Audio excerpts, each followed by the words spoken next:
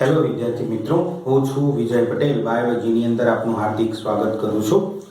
ગયા વિડીયોની અંદર આપણે પ્રકરણ નંબર 2 જૈવિક વર્ગીકરણ વિશે અભ્યાસ આપણે કરતા હતા. હવે આજે એનાથી થોડુંક આગળ કે 5 સૃષ્ટિ વર્ગીકરણ પદ્ધતિ, પહેલા વિડીયોની અંદર આપણે એની થોડીક રૂપરેખા જોઈ હતી કે RH વિટેકર નામના વૈજ્ઞાનિકે એ 5 સૃષ્ટિ વર્ગીકરણ પદ્ધતિ આપેલી છે. તો આપણે જોઈએ આજે કે બોર્ડની અંદર મેં એ આખી 5 સૃષ્ટિ વર્ગીકરણ પદ્ધતિ જે આપણા બુકના રિલેટેડ છે, આપણે બુક થ્રુ જવાનું છે. ફક્ત વધારે ડીપની અંદર આપણે અભ્યાસ નથી કરવો, પણ બુકના રિલેટેડ આપણે જોઈએ તો 11 સાયન્સના સંદર્ભમાં પ્રકરણ 2 જૈવિક વર્ગીકરણમાં RH વિટેકરે જે 5 સૃષ્ટિ વર્ગીકરણ પદ્ધતિ આપેલી છે એની અંદર મોનેરા પ્રથમ સૃષ્ટિ, સેકન્ડ પ્રોટિસ્ટા, થર્ડ ફોગ, પછી વનસ્પતિ સૃષ્ટિ, પછી પ્રાણી સૃષ્ટિનો સમાવેશ થાય છે. એના અહીંયા જુદા જુદા લક્ષણો આપણને આપેલા છે કે કયા કયા લક્ષણો એ આ મોનેરા, પ્રોટિસ્ટા, ફોગ, વનસ્પતિ, પ્રાણી સૃષ્ટિની અંદર જોવા મળે છે. આ એકદમ થોડુંક બેઝિક છે. કેવું છે? બેઝિક ફોર્મેટ એ કોષ્ટક આપણે સમજાયેલું છે. ડીપની અંદર દરેક સૃષ્ટિને આપણે એ ડીપની અંદર એ આખા ચેપ્ટરમાં જોવાનું છે કે મોનેરા સૃષ્ટિ એક્ઝેક્ટલી શું છે. અહીંયા ફક્ત ને ફક્ત આજે આપણે એ જે અંદર બુકમાં કોષ્ટક આપેલું છે એ કોષ્ટકના સંદર્ભમાં જ આજે આપણે અભ્યાસ કરીએ. સૌપ્રથમ RH વિટેકર નામના વૈજ્ઞાનિકે એ જુદા જુદા માપદંડો હેઠળ એ 5 સૃષ્ટિ વર્ગીકરણ પદ્ધતિ એમને કરેલી છે. જુદા જુદા માપદંડો લીધા કે આ માપદંડોને આધારે હું એ 5 સૃષ્ટિની અંદર દરેક સજીવને વહેંચી શકું છું. તો એવા કયા માપદંડો હતા કે જેના આધારે એ 5 સૃષ્ટિ વર્ગીકરણ એ સંભવ બની? તો એના અનુસંધાનમાં પ્રથમ આવે છે કે કોષ રચના. કોષ રચના એ આદિકોષ કેન્દ્રીય છે કે સુકોષ કેન્દ્રીય છે, એકકોષી છે કે બહુકોષી છે? એના અનુસંધાનમાં એમને એ 5 સૃષ્ટિઓની અંદર એનું વર્ગીકરણ કરેલું છે. પછી આવે છે પ્રજનનની ઘટના. નીચલા ધોરણમાં 1 થી 10 ની અંદર તમે એ આના વિશે થોડુંક અભ્યાસ કરી ચૂકેલા છો એટલે વધારે એ તમને ઝડપી ખ્યાલ આવી જશે. કોષ રચના વિશે ધોરણ 9 ની અંદર તમે ભણી ગયેલા છો. આદિકોષ કેન્દ્રીય, સુકોષ કેન્દ્રીય, એકકોષી, બહુકોષીય રચના. તો આપણે અહીંયા આપણે અપૂર્ણપણે એને સમજવાનું તો સજ. પછી પ્રજનન પદ્ધતિઓ. પ્રજનન પદ્ધતિઓ પણ તમે એ ભણી ગયા કે અલિંગી પ્રજનન પદ્ધતિ, લિંગી પ્રજનન પદ્ધતિ, બરોબર? તો પ્રજનન પદ્ધતિઓના આધારે એ અભ્યાસ કર્યો. ત્રીજું આવે છે કે એમની સુકાય આયોજન. તો સુકાય આયોજન મીન્સ કે એમના દેહની રચનાકીય સંબંધો. કોઈ પણ પ્રાણી હોય એમનો દેહ કેવી રચનાઓ દર્શાવતો હોય છે. વનસ્પતિની બાબતમાં એને સુકાય રચનાઓ તરીકે ઓળખી શકાય છે. તો સુકાય મીન્સ દેહની રચના તમે કહી શકો છો. તો પહેલું થયું કોષ રચના, સેકન્ડ આપણે જોયું પ્રજનન, ત્રીજું આપણે જોયું સુકાય રચના, બરોબર? પછી ચોથાના સંદર્ભમાં એ આપણે એનો અભ્યાસ કરીએ પોષણની પદ્ધતિઓ.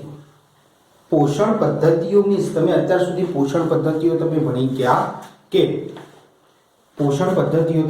ગયા કે સ્વયંપોષી પોષણ પદ્ધતિ અને પરપોષી પોષણ પદ્ધતિ.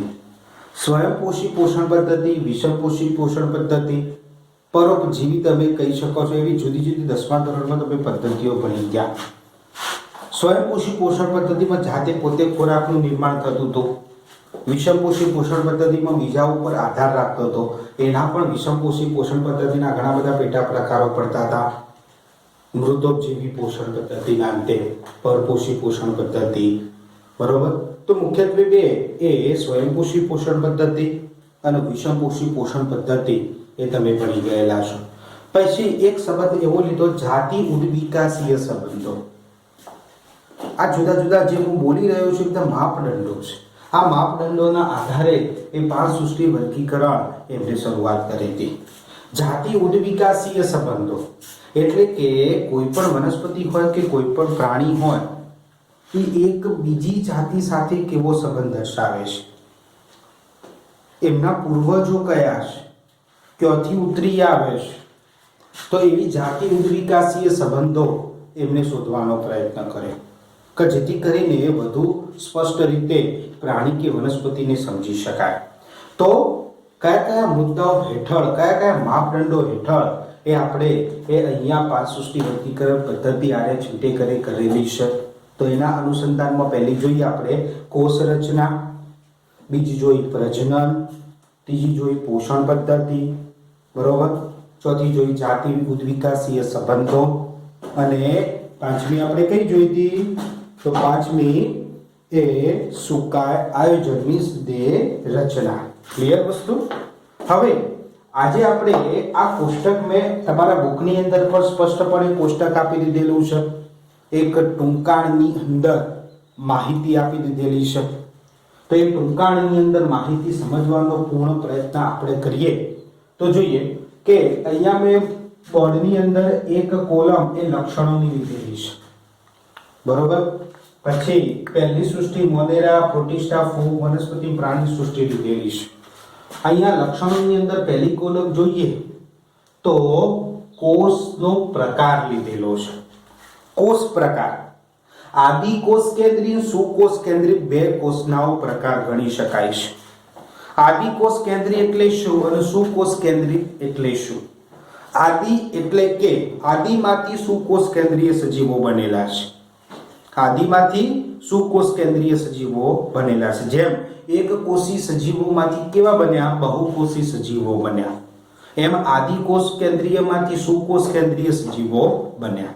આદિ અને સુકોષ કેન્દ્રીય સજીવો વચ્ચેનો થોડો ડિફરન્ટ તો ઘણો મોટો છે, એનો તફાવત એ ઘણો મોટો છે, પણ ટૂંકાણની અંદર જો એને કહેવું હોય તો આદિ કોષ કેન્દ્રીય રચનાની અંદર એ કોષ દિવાલનો અભાવ એ જોવા મળતો હોય છે. કોષની અંદર જે પણ અંગિકાઓ જોવા મળે છે એ અંગિકાઓની બાબતમાં એ સુસ્પષ્ટ હોતી નથી. કોષની અંદર કોષ કેન્દ્ર સુસ્પષ્ટ રીતે હોતું નથી. તો કોષની અંદર જે પણ પ્રોપર્ટી જોવા મળે છે એ પ્રોપર્ટીની અંદર મહદ અંશે અભાવ જોવા મળતો હોય તો એને આદિ કોષ કેન્દ્રીય સજીવો કહેવાય. જ્યારે કોષની અંદર જોવા મળતી એ અંગિકાઓ હોય, કોષ રસ હોય, કોષ કેન્દ્રની બાબતમાં હોય કે કોષ દિવાલની બાબતમાં હોય, જો એકદમ સ્પષ્ટ રીતે જોવા મળે, એનું બંધારણ સ્પષ્ટ રીતે જોવા મળતું હોય તો એને સુકોષ કેન્દ્રીય સજીવો કહી શકાય. તો આદિ અને સુકોષ કેન્દ્રીય સજીવોની અંદર આ ડિફરન્સ છે કે કોષની અંદર જોવા મળતી પ્રોપર્ટીની અંદર આદિની અંદર અભાવ જોવા મળતો હોય અને સુકોષ કેન્દ્રીય સજીવોની અંદર એ સ્પષ્ટપણે જોવા મળતી હોય. તો એને તમે શું કહી શકો? આદિ અને સુકોષ કેન્દ્રીય સજીવો કહી શકો છો. આદિમાંથી સુકોષ કેન્દ્રીય સજીવો નિર્માણ પામેલા છે, બરોબર. તમે જો ઉદ્વિકાસના સંદર્ભમાં જોવું હોય તો એક ઇંગ્લિશ પિક્ચર પણ છે ઇવોલ્યુશન કરી. એ ઇવોલ્યુશનની અંદર એ પૃથ્વી ઉપર માનવનો એક અંશ કેવા સ્વરૂપે ઉત્પન્ન થયેલા હશે એનો એક વિચારધારા એ પિક્ચરની અંદર બતાવી દીધેલી છે. પિક્ચરનું નામ છે ઇવોલ્યુશન. તો એની અંદર એક આકાશમાંથી એ ઉલ્કાપાત થાય છે અને એ ઉલ્કા જમીનની અંદર પડે છે, જમીનની અંદર એ ઓગળી જાય છે અને એમાંથી એક કોષી સજીવો, બહુકોષી સજીવો અને વિકાસ પામે છે અને એક કોષીમાંથી બહુકોષી બન્યા અને વિશાળ કદના પ્રાણીઓ બને છે. તો એની આસાનીથી રૂપરેખા તમે સમજી શકશો. તો જોઈએ આપણો પહેલો લક્ષણ કે કોષ પ્રકાર. તો કોષ પ્રકારની અંદર પહેલી સૃષ્ટિ જોઈએ મોનેરા. તો મોનેરાની અંદર કેવા કોષો જોવા મળે છે? આદિ કોષ કેન્દ્રીય સજીવો. એટલે એમના કોષની અંદર એ અંગિકાઓ અને કોષ કેન્દ્રની બાબતમાં હોય, કોષ દિવાલની બાબતમાં હોય એ સુસ્પષ્ટ બંધારણ દર્શાવી શકતી નથી. પ્રોટિસ્ટા બીજી સૃષ્ટિમાં કોષ પ્રકાર કેવો છે? સુકોષ કેન્દ્રીય છે. હવે બધા એક સુકોષ કેન્દ્રીય સજીવો બન્યા, એના પછી કઈ આવે? બધા સુકોષ કેન્દ્રીય સજીવો જ આવશે. કેમ કે આદિમાંથી કેવા બન્યા? સુકોષ કેન્દ્રીય સજીવો બનેલા છે. તો સૌપ્રથમ સૃષ્ટિ મોનેરા દ્વારા એ સજીવો ઉત્પન્ન થયા, પછી પ્રોટિસ્ટા જોતા આવી, પછી ફૂગ આવી, વનસ્પતિ આવી, પ્રાણી સૃષ્ટિનું નિર્માણ થયેલું છે. ક્રમ બાય ક્રમ એ આ કાળક્રમ આગળ વધેલો છે. તો આદિકોષ કેન્દ્રીય મોનેરાની અંદર, પ્રોટિસ્ટાની અંદર સુકોષ કેન્દ્રીય સજીવો, ફંગસની અંદર, ફૂગની અંદર પણ સુકોષ કેન્દ્રીય સજીવો, વનસ્પતિ અને પ્રાણી સૃષ્ટિની અંદર પણ સુકોષ કેન્દ્રીય સજીવો જોવા મળે છે. બરોબર. પછી બીજું લક્ષણ જોઈએ આપણે કોષ દિવાલ. કોષ દિવાલ તમે કોષ રચના 9મા ધોરણમાં ભણી ગયા, એના અનુસંધાનમાં વનસ્પતિ કોષ અને પ્રાણી કોષ સાથે સંબંધિત એ ચર્ચા વિચારણા તમે કરી ચૂકેલા છો. વનસ્પતિ કોષની અંદર શું હોય, પ્રાણી કોષની અંદર શું હોય, તો એના અનુસંધાનમાં વનસ્પતિ કોષ હોય તો એની અંદર કોષ દિવાલ હાજર જોવા મળે, પ્રાણી કોષ હોય તો કોષ દિવાલ ગેરહાજર જોવા મળે. આ પ્રશ્ન તમે 9મા ધોરણની અંદર સ્પષ્ટ રીતે એ સમજી ચૂકેલા છો. તો એના અનુસંધાનમાં બીજી સૃષ્ટિઓ મોનેરા, પ્રોટિસ્ટા, ફૂગ, વનસ્પતિ પ્રાણી સૃષ્ટિમાં કેવી એ કોષ દિવાલ જોવા મળે છે એના અનુસંધાનમાં આપણે થોડોક સમજવાનો પ્રયત્ન કરીએ. સૌપ્રથમ મોનેરા સૃષ્ટિ. મોનેરા સૃષ્ટિની અંદર એક કોષ દિવાલની અંદર જો સેલ્યુલોઝ વિહીન કોષ દિવાલ જોવા મળે છે. કેવી? સેલ્યુલોઝ વિહીન કોષ દિવાલ જોવા મળે છે. તો સેલ્યુલોઝ ન હોય તો કયા દ્રવ્યો થી કોષ દિવાલ બનેલી હોય? તો સેલ્યુલોઝ નહીં મોનેરાની અંદર કોષ દિવાલમાં, પણ પોલિસેકેરાઇડ અને એમિનો એસિડ થી એ શું બનતી હોય છે? કોષ દિવાલ બનતી હોય છે. તો પોલિસેકેરાઇડ અને એમિનો એસિડ થી એ બનેલી કોષ દિવાલ એ મોનેરા સૃષ્ટિના તમામ પ્રાણીઓના કોષોની કોષ દિવાલમાં જોવા મળે છે. એની અંદર સેલ્યુલોઝ હોતો નથી. એટલે અહીંયા લખેલું છે સેલ્યુલોઝ વિહીન કોષ દિવાલ. કોષ દિવાલ તો જોવા મળે પણ એના બંધારણીય ઘટકની અંદર સેલ્યુલોઝ હોય નહીં, પણ પોલિસેકેરાઇડ અને એમિનો એસિડ એ દર્શાવતો હોય છે. બરોબર. હવે એના પછી આગળ જોઈએ કે પ્રોટિસ્ટા જૂથ. તો પ્રોટિસ્ટા જૂથની અંદર કેટલાકમાં હાજર જોવા મળે એ પણ એ કેવી હોય? પોલિસેકેરાઇડ અને એમિનો એસિડ દ્વારા સૂચિત હોય છે. અને બીજા બધા પ્રાણીઓની અંદર એ ગેરહાજર જોવા મળતી હોય. થોડાક પ્રાણીઓમાં જ એ હાજર જોવા મળતી હોય છે. ત્રીજી ફંગસ ફૂગ જોઈએ તો ફૂગની અંદર કોષ દિવાલ એ હાજર જોવા મળે છે. તો હાજર તો જોવા મળે પણ તોય મેં લખ્યું છે કે સેલ્યુલોઝ વિહીન. તો ફૂગની જે કોષ દિવાલ હોય છે એ ફૂગની કોષ દિવાલની અંદર કોષના ફરતે જે કોષ દિવાલ હોય છે એમાં સેલ્યુલોઝ પ્રેઝન્ટ હોતો નથી. તો શું પ્રેઝન્ટ હોય છે? પહેલા મોનેરામાં આપણે જોઈએ એ પ્રમાણે તો ફૂગના કોષોના કોષ દિવાલની અંદર ફંગસ સેલ્યુલોઝ અથવા તો એને કાઇટિન તરીકે ઓળખાય છે એની બનેલી હોય છે. તો ફૂગની કોષ દિવાલ એ ફંગસ સેલ્યુલોઝ વિહીન પણ કેવો સેલ્યુલોઝ? ફંગસ સેલ્યુલોઝ જોવા મળે છે. તો એવો શબ્દ વાપરવામાં આવે છે ફૂગની કોષ દિવાલ શેની બનેલી હોય? તો ફૂગની કોષ દિવાલ એ ફંગસ સેલ્યુલોઝ અથવા તો એનું બીજું નામ કાઇટિન દ્રવ્યની બનેલી જોવા મળતી હોય છે. એના બંધારણની અંદર તો ઘણું બધું ડીપની અંદર આપણે લઈ શકીએ છીએ, પણ આપણે બુક પ્રમાણે જ એ જવું અતિ મહત્વનું છે, નકર સિલેબસ એ પૂર્ણ ન કરી શકીએ. તો વધારે ડીપમાં ન જતા આપણે એ જોઈએ કે ફૂગ એની અંદર એ કોષ દિવાલ હાજર જોવા મળે છે. એની અંદર સેલ્યુલોઝ એકલો હોતો નથી, પણ સેલ્યુલોઝ કેવા સ્વરૂપે હોય? ફંગસ સેલ્યુલોઝ સ્વરૂપે, કાઇટિન સ્વરૂપે જોવા મળે છે. એટલે ફૂગની કોષ દિવાલ કાઇટિનની બનેલી હોય એવું કહી શકાય, અથવા તો બીજું નામ ફંગસ સેલ્યુલોઝ. વનસ્પતિ કોષ. તો વનસ્પતિ કોષની અંદર કોષ દિવાલ એ હાજર જોવા મળે છે અને સ્પષ્ટ રીતે સેલ્યુલોઝ એની અંદર જોવા મળતો હોય છે. તો વનસ્પતિઓમાં કોષ દિવાલ શેની બનેલી હોય? સેલ્યુલોઝની બનેલી જોવા મળે છે. હવે પ્રાણી સૃષ્ટિ. અને પ્રાણી સૃષ્ટિની અંદર જોઈ લો કે પ્રાણી સૃષ્ટિમાં કોષ દિવાલ એ ગેરહાજર જોવા મળે છે. એટલે કે આપણા બધાના કોષો કર્યા, તમામ પ્રાણીઓના કોષો, અને કોષોના ફરતે કોષ દિવાલ પ્રેઝન્ટ હોતી નથી, પણ કોષોના ફરતે કોષરસ પટલથી ઘેરાયેલું જોવા મળે છે. આખો કોષરસ પટલથી ઘેરાયેલો જોવા મળતો હોય છે. એના ફરતે કોષ દિવાલ મીન્સ રક્ષણાત્મક આવરણની ગેરહાજરી જોવા મળતી હોય છે. ક્લિયર?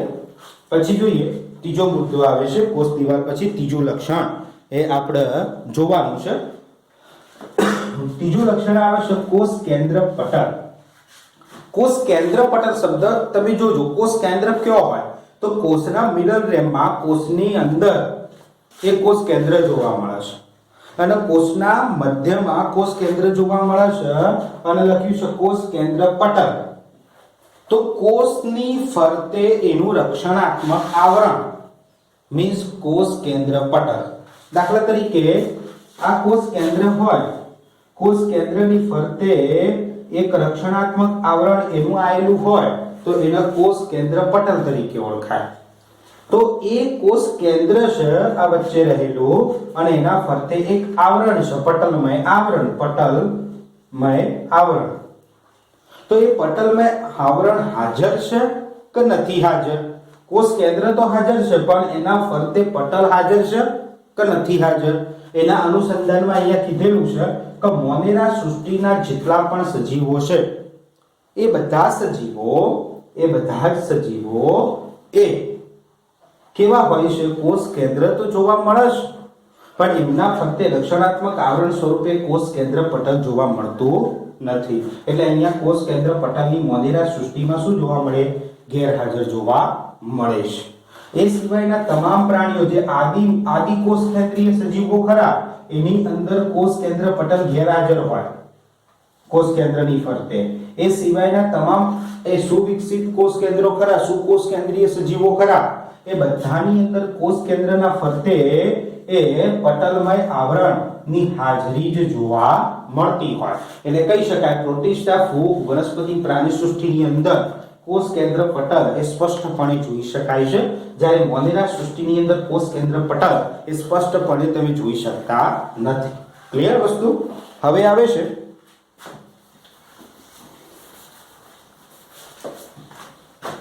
દૈહિક આયોજન. લક્ષણ જોઈએ આપણે. દૈહિક આયોજન કોષ કેન્દ્ર પટલ પછી દૈહિક આયોજન. હવે દૈહિક આયોજન એના માટે એક સુંદર પહેલા જ ચેપ્ટરની અંદર આપણે વાત કરી ચૂકેલા છીએ. આજે એનું થોડુંક ફરીથી એ તમને સમજાવવાનો પ્રયત્ન કરું છું કે કોઈ પણ સજીવ એક કોષમાંથી નિર્માણ પામેલો છે. કોઈ પણ સજીવ એ એક કોષમાંથી નિર્માણ પામેલો છે. હવે કોષ હોય તો એક કોષ વિભાજન પામી સમવિભાજનની ઘટના દ્વારા એક કોષ વિભાજન પામી બે કોષો બનાવે. 2 માંથી 4 બને, 4 માંથી 8 બને, 8 માંથી 16 બને, એમ સતત કોષોની સંખ્યામાં વધારો થતો જાય. અને કોષો એ ભેગા મળી શું બનાવે છે? પેશી બનાવે. પેશીમાંથી અંગ બને, અંગમાંથી અંગતંત્ર બને અને અંગતંત્રમાંથી દેહ રચના બનતી હોય છે. આખું શરીર બને છે. તો ગર્ભીય વિકાસ દરમિયાન જ્યારે બાળકનો ગર્ભની અંદર વિકાસ થતો હોય એ સમયગાળા દરમિયાન પણ 9 મહિનાના સમયગાળા દરમિયાન એ એક જ કોષ હોય અને એક કોષમાંથી વિભાજન પામી અને આખો શરીર રચના બનતી હોય છે. એ કઈ રીતે બને? આ રીતે પથ વાઇઝ બને છે. કોષમાંથી પેશી, પેશીમાંથી અંગમાંથી અંગતંત્ર, અંગતંત્રમાંથી દેહની રચના થતી હોય છે. તો આ 5 સૃષ્ટિની અંદર એ દૈહિક આયોજન કેવું હોય છે તો એના અનુસંધાનમાં જોઈએ. અહીંયા શબ્દ વાપર્યો છે મોનેરા સૃષ્ટિની અંદર કોષીય. એટલે કે મોનેરા સૃષ્ટિની અંદર જોવા મળતા તમામ પ્રાણીઓ એ કેવી રચના દર્શાવે છે? એક કોષીય રચના દર્શાવે છે. એટલે કે એક કોષીય સજીવો છે. બરોબર? તો કોષીય આયોજન દર્શાવે છે. કોષો ભેગા મળી પેશી બનાવતા નથી. તો મોનેરા સૃષ્ટિની અંદર તમામ સજીવોમાં પેશીય રચના જોવા મળતી નથી, ફક્ત કોષીય જ રચના જોવા મળે છે. એટલે એક કોષીય સજીવો વિપુલ પ્રમાણમાં અસ્તિત્વમાં હશે. પછી આવે છે પ્રોટિસ્ટા જૂથ. તો પ્રોટિસ્ટા જૂથની અંદર પણ સેમ ટુ સેમ મોનેરા સૃષ્ટિ જેવી જ દૈહિક આયોજન રચના જોવા મળે છે કે એમના સજીવ શરીરમાં પણ એ કોષીય આયોજન જ જોવા મળશે. એટલે કે કોષો જ જોવા મળશે. કોષમાંથી પેશીનું નિર્માણ થયેલું જોવા મળશે નહીં. હવે ત્રીજું ફૂગની અંદર જોઈએ તો ફૂગની અંદર લખ્યું છે બહુકોષીય. તો આ મોનેરા પ્રોટિસ્ટા જૂથના તમામ પ્રાણીઓ કેવા હતા? એક કોષીય સજીવો હતા. જ્યારે ફૂગ સૃષ્ટિની અંદર બહુકોષીય સજીવો અસ્તિત્વમાં આવ્યા. બહુકોષી સજીવો મીન્સ કોષો ભેગા મળી અને પેશીની રચના કરે તો એને બહુકોષી સજીવોની અંદર તમે લઈ શકો. તો ફૂગની અંદર કોષો ભેગા મળી શું બનાવ્યું? પેશી.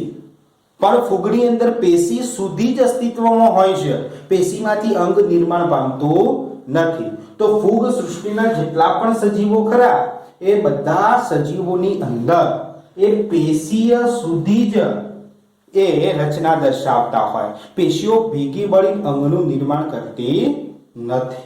ક્લિયર વસ્તુ? પછી આવે છે વનસ્પતિ સૃષ્ટિ. વનસ્પતિ સૃષ્ટિની અંદર લખ્યું છે બહુકોષી જ હોય વનસ્પતિની અંદર પણ, અને પેશી અને અંગ લખ્યું છે મેં, એટલે કે કોષો ભેગા મળીને પેશી બનાવશે અને પેશી ભેગી મળીને શું બનાવશે? અંગ બનાવશે. તો કોષો ભેગા મળીને પેશી બનાવે એટલે પેશીય રચના જોવા મળે, અને પેશીઓ એકબીજા સાથે ભેગા મળીને અંગ બનાવે એટલે અંગતંત્ર રચના અંગ રચના જોવા મળે. એટલે પર્ણ, પ્રકાંડ, મૂળ, જલવાહક પેશી, અન્નવાહક પેશી, દધોતક પેશી, મૃદુતક પેશી, આ બધી પેશીઓ આયોજનથી બનતી હોય છે વનસ્પતિઓમાં, અને એના દ્વારા અંગની રચના થતી હોય છે. પછી આવે છે પ્રાણી સૃષ્ટિ. તો પ્રાણી સૃષ્ટિ એ આખો ક્રમ દર્શાવતી હોય છે, એટલે કે કોષો ભેગા મળી પેશી, પેશી ભેગી મળી અંગ, અંગમાંથી અંગતંત્ર, અને અંગતંત્રમાંથી આખો દેહ એ રચાતો જોવા મળે છે. તો દેહ રચના દર્શાવતી સૃષ્ટિ કઈ છે? તો પ્રાણી સૃષ્ટિની અંદર તમે એ વાપરી શકો છો. અને પરીક્ષામાં એવો પણ પ્રશ્ન કે પેશી સુધી એ દૈહિક આયોજન દર્શાવતી સૃષ્ટિ કઈ? તો ફૂગ. અંગ સુધી દૈહિક આયોજન દર્શાવતી સૃષ્ટિ કઈ? વનસ્પતિ સૃષ્ટિ. કોષીય આયોજન દર્શાવતી સૃષ્ટિઓ કઈ? મોદેરા અને પ્રોટિસ્ટા. તો આ તમે વાપરી શકો. તો હવે છેલ્લો ટોપિક આપણે જોઈએ કે પોષણ પદ્ધતિ. પોષણ પદ્ધતિ તમે 10મા ધોરણ સુધીની અંદર પોષણ પદ્ધતિ આપણે આગળ વાત કરી એ પ્રમાણે સ્વયંપોષી પોષણ પદ્ધતિ, પરોપજીવી વિષમપોષી પોષણ પદ્ધતિ, બરોબર. સ્વયંપોષી પોષણ પદ્ધતિની અંદર શું હોય? તો સ્વયંપોષી પોષણ પદ્ધતિની અંદર જાતે પોતે સૂર્યપ્રકાશની હાજરીમાં જેમ લીલી વનસ્પતિઓ જાતે પોતે ખોરાક તૈયાર કરે છે એની વાત કરવામાં આવેલી છે. જ્યારે વિષમપોષી પોષણ પદ્ધતિમાં જાતે પોતે ખોરાકનું નિર્માણ થતું નથી, પણ ખોરાક માટે બીજાના ઉપર આધાર રાખવો પડે છે. તો આને તમે શું કહી શકો? વિષમપોષી પોષણ પદ્ધતિ. તો આપણે જોઈએ મોનેરા સૃષ્ટિના સંદર્ભમાં આ એ પોષણ પદ્ધતિ કેવી છે? તો મોનેરા સૃષ્ટિની અંદર સ્વયંપોષી પોષણ પદ્ધતિ જોવા મળે છે, એટલે કે જાતે પોતે ખોરાકનું નિર્માણ કરી શકવાની ક્ષમતા દર્શાવતા સજીવો એ મોનેરા સૃષ્ટિની અંદર પ્રેઝન્ટ છે. સ્વયંપોષી પોષણ પદ્ધતિની અંદર પણ બે એ મેં લખ્યું છે, રસાયણ સંશ્લેષી અને પ્રકાશ સંશ્લેષી. એટલે પ્રકાશની હાજરીમાં ખોરાકનું નિર્માણ કરી શકવાની ક્ષમતા દર્શાવતા એ સજીવો જોવા મળે, પ્રકાશ શક્તિનો ઉપયોગ કરી શકે છે, અને પોતાના સજીવની અંદર એ રસાયણો ઉત્પન્ન કરે છે આપમેળે, અને એ રસાયણો દ્વારા એ જાતે પોષણ મેળવતું હોય છે. તો રસાયણ સંશ્લેષી અને પ્રકાશ સંશ્લેષી એવા બે પ્રકારના સજીવો એ મોનેરા સૃષ્ટિની અંદર પ્રેઝન્ટ છે સ્વયંપોષી પોષણ પદ્ધતિ દ્વારા. બીજા પણ સજીવો પ્રેઝન્ટ છે વિષમપોષી. તો મોનેરા સૃષ્ટિની અંદર બે પ્રકારના સજીવો જોવા મળે, સ્વયંપોષી પોષણ પદ્ધતિ દર્શાવતા જાતે પોતે ખોરાકનું નિર્માણ કરતા સજીવો જોવા મળે, અને બીજાના ઉપર આધાર એટલે કે વિષમપોષી પોષણ પદ્ધતિ દર્શાવતા પણ સજીવો જોવા મળે. વિષમપોષીની અંદર મેં લખ્યું છે મૃતોપજીવી. મૃતોપજીવી મીન્સ મરી ગયેલા કે મૃત કાર્બનિક પદાર્થો ઉપર આધાર રાખતા હોય. કોઈ કૂતરું મરી જાય છે રસ્તા ઉપર તો એમના એમ પડ્યું રહેશે ના, એનું શું થઈ જાય છે? જમીનની અંદર ભળી જતું હોય છે સમય જતા. તો એના અનુસંધાનમાં મૃતોપજીવી પોષણ પદ્ધતિમાં મોનેરા સૃષ્ટિના એ સભ્યો કામ કરતા હોય, અને એ સજીવો આ મરી ગયેલા કે વનસ્પતિના ટુકડાઓ હોય કે પ્રાણીના એ ટુકડાઓ હોય એનું ખોરાક તરીકે યુઝ કરે, અને મૃત કાર્બનિક પદાર્થોનું યુઝ કરે છે એટલે એનું નામ મૃતોપજીવી પડ્યું. બીજું પરોપજીવી, બીજાના ઉપર આધાર રાખતા હોય. આપણે પણ કેવા છીએ? પરોપજીવી તરીકે તમે કહી શકો છીએ, કેમ કે આપણે સીધી વનસ્પતિઓ ઉપર આધાર રાખીએ છીએ ખોરાક માટે. એટલે આપણે પણ કેવા છીએ? જાતે પોતે ખોરાકનું નિર્માણ કરી શકતા નથી, બીજી વનસ્પતિઓ ઉપર બીજાના ઉપર આધાર રાખીએ છીએ. એટલે આપણે પણ શેમાં આવીએ? પરોપજીવી પોષણ પદ્ધતિમાં આવીએ છીએ. ક્લિયર વસ્તુ? હવે એના અનુસંધાનમાં મેં તમને સ્વયંપોષી સમજાવી દીધું, વિષમપોષી સમજાવી દીધું, એના ટોપિકો આગળ આવતા જશે. આપણે જોઈ લઈએ પ્રોટિસ્ટા. પ્રોટિસ્ટા જૂથની અંદર સ્વયંપોષી અને વિષમપોષી બંને જોવા મળે. જાતે એ પ્રકાશ સંશ્લેષણ દ્વારા જાતે પોતે ખોરાક કરે, બીજાના ઉપર આધાર રાખે, વિષમપોષી. પછી ફૂગની અંદર વિષમપોષી. ફૂગ ખાસ ફૂગ એ સ્વયંપોષી પોષણ પદ્ધતિ દર્શાવતી નથી. ફૂગ એ સ્વયંપોષી પોષણ પદ્ધતિ દર્શાવતી નથી. એ ફક્ત વિષમપોષી પોષણ પદ્ધતિ દર્શાવે છે. અને વિષમપોષી પોષણ પદ્ધતિમાં એ મૃતોપજીવી અને પરોપજીવી તરીકે વર્તી જોવા મળે છે. મૃતોપજીવીનો મતલબ સમજાવી દીધો તમને, પરોપજીવી પણ એ તમને સમજાવી દીધો કે બીજાના ઉપર આધાર રાખતી હોય. પછી આવે છે વનસ્પતિ સૃષ્ટિ. તો વનસ્પતિ સૃષ્ટિ કેવી છે?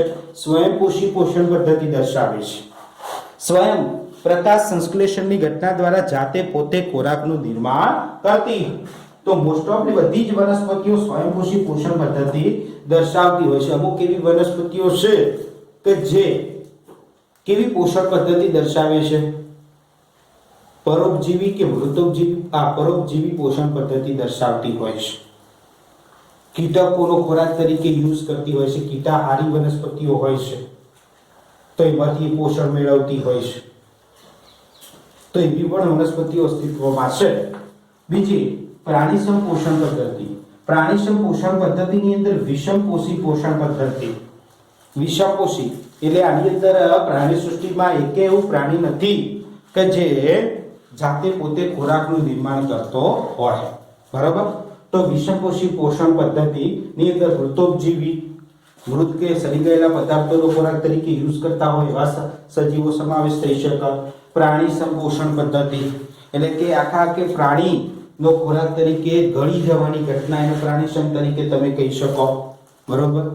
તો મૃતોપજીવી પ્રાણીસમ પોષણ પદ્ધતિઓ એ પ્રાણી સૃષ્ટિની અંદર જોવા મળે છે. આજે આપણે ફક્ત ને ફક્ત બેઝિકલી 5 સૃષ્ટિ વર્ગીકરણ પદ્ધતિની અંદર આ કોષ્ટકના સંદર્ભમાં એક બેઝિકલી મુદ્દાઓ જ ક્લિયર કર્યા. હવે દરેક સૃષ્ટિના સંદર્ભમાં આ લક્ષણો તો ખરા, એની સાથે સાથે ઘણા બધા લક્ષણોને એક સાથે એ આપણે લઈ અને એનો સંપૂર્ણપણે એ અભ્યાસ કરવાનો છે. ક્લિયર? તો દરેકને એ ખ્યાલ આવી ગયેલો હશે. દરેકે આ ટેબલ પણ એ તૈયાર કરી દેવું અને લખી દેવું ખાસ જરૂરી બનશે. એમસીક્યુ એક માર્ક્સના પ્રશ્નોની બાબતમાં આ ટેબલ તમને એ ખાસ ઇમ્પોર્ટન્ટ રહેશે.